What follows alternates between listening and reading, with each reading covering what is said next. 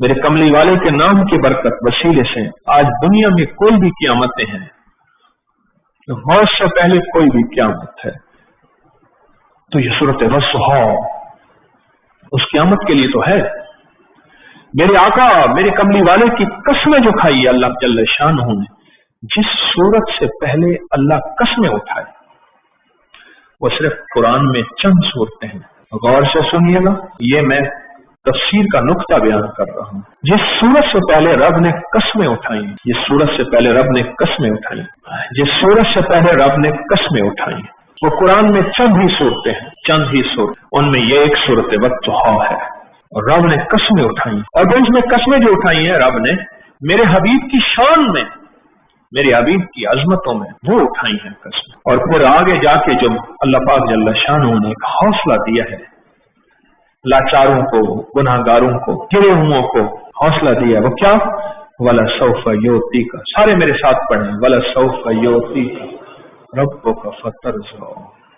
راضی کر دوں گا آپ کو میں، فَتَرْضَىٰ، میرے حبیب آپ کو راضی کر دوں گا۔ حبیب خدا دے فقیراں تو صدقے، فقیران دے روشن ضمیراں تو صدقے، نہ دولت تو صدقے نہ جنت تو صدقے، تیری زلف دے جان اسیراں تو صدقے، جنہاں رومی جامی تے سادی نو ڈنگیا، میں انہاں پیاری اکھیاں دے تیراں تو صدقے،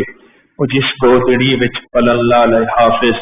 میں اس گودڑی دیاں لیراں تو صدقے، حبیب خدا دے فقیراں تو صدقے، فقیران دے روشن ضمیراں تو صدقے۔ وہ عمل،